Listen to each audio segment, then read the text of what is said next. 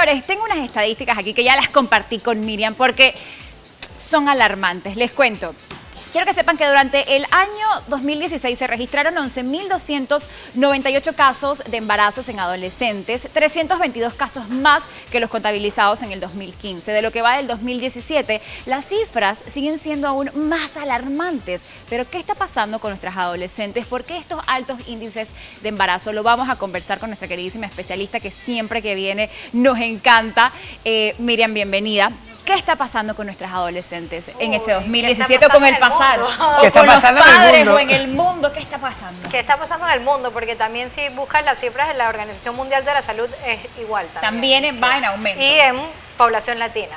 Imagínate. Y en población latina. Que Total. es lamentable. Pienso que hay un tema fundamental antes de que comiences también, y que vamos a abrir nuestras líneas, que es importante también decirlo. Vamos a abrir nuestras líneas 366-0809, 366-0819 para que usted también opine. Ahora sí. Ahora sí. Ok, muchísimas gracias. La verdad es que hay demasiadas cosas que están pasando en la sociedad en general y una de las cosas que yo creo que es la que más hay que ponerle la lupa es todo lo que tiene que ver con la educación sexual. Sí. Ok. Es algo que, bueno, que se ha estado ya movilizando, hablando, gente que está a favor, gente que está en contra, pero es importante poderle dar una educación sexual a los niños y a los adolescentes. Antes pensábamos, no, pero esa edad no está, están jugando Ellos con no están pensando en muñecas. eso. Y estamos viendo que hoy en día no es así.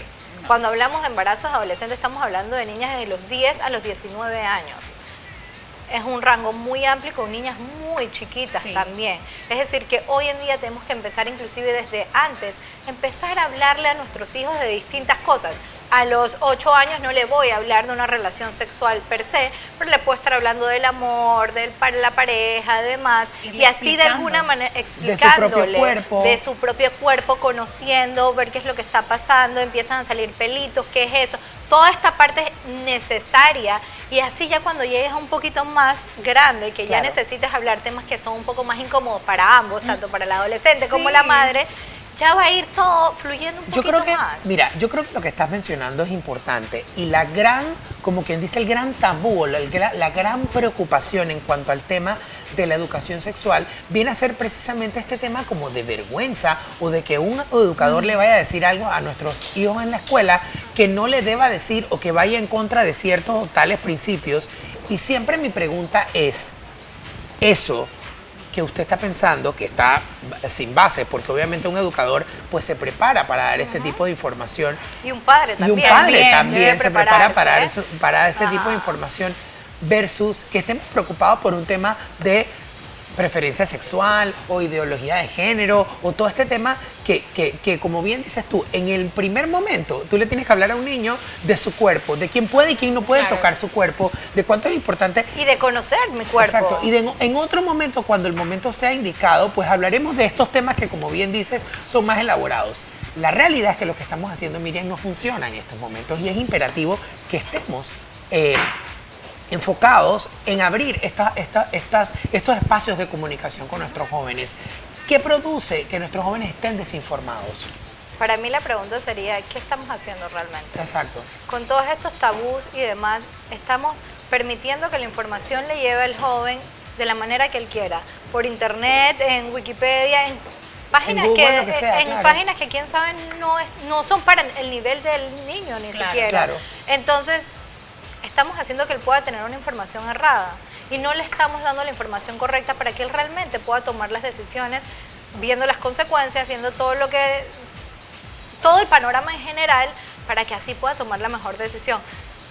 Les cuento, desde que venía con este tema, tenía una paciente en la cabeza, una chica de 13 años. Nunca le habían hablado absolutamente de nada de educación sexual.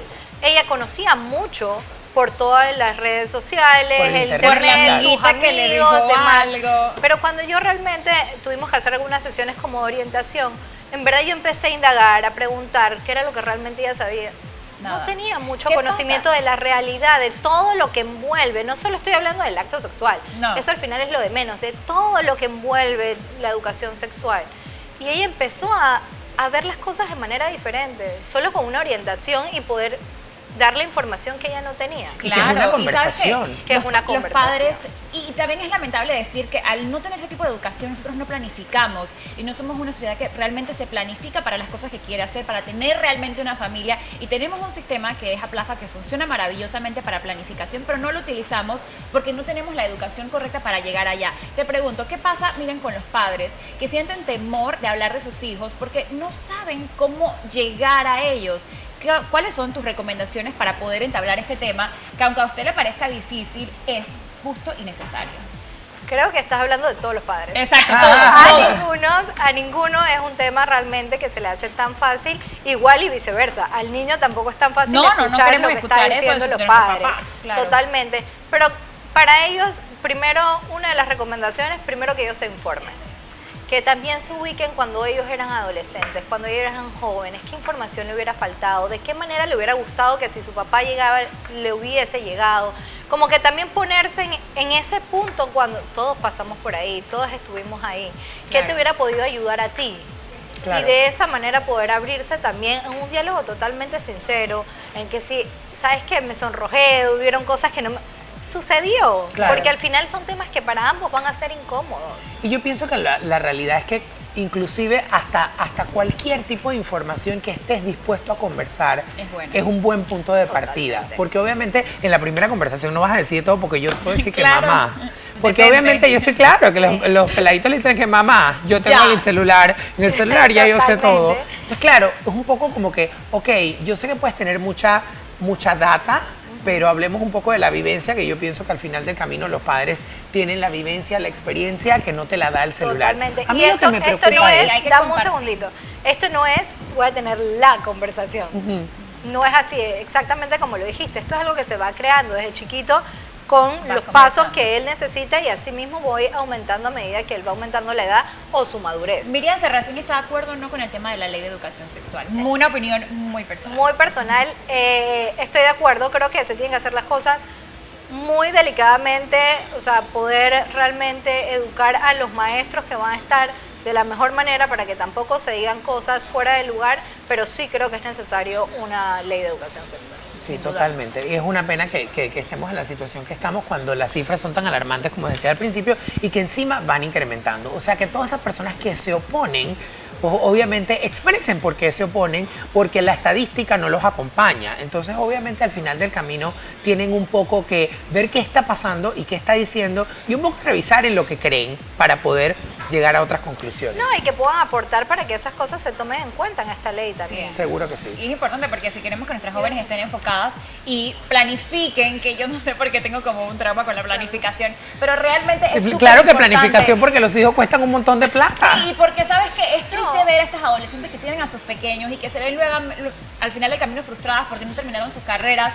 Entonces, hay que sentarse con los hijos. Ojo, Ese es otro y no problema. solo lo económico, lo social, lo que dejen en la escuela, también el riesgo de muerte. Sí. Las personas más jóvenes van a tener más riesgos de muerte o más van a estar más en riesgo en estas edades con estos embarazos. Claro, con Y los otras embarazos. personas que necesitan ayuda son precisamente estas jóvenes que una vez también se convierten en madres. Tampoco es que la sabiduría les baja cuando dan a luz. No. O sea, estas niñas también necesitan Es muchísima duro. ayuda. Mucha orientación. Y los papás de estas niñas tienen que estar de lado en vez de estarla castigando porque ya la trastada está hecha y el niño está en el universo. O sea, ya el niño Bueno, y es existe. que hay que actuar antes, Así con es. toda la prevención Lo desde ideal es la pequeños. prevención. Así que Qué bueno, y con conversemos. educación. Miriam, muchísimas gracias entonces por Gracias estar a una vez más ustedes. con nosotros, siempre compartiendo estos temas tan interesantes.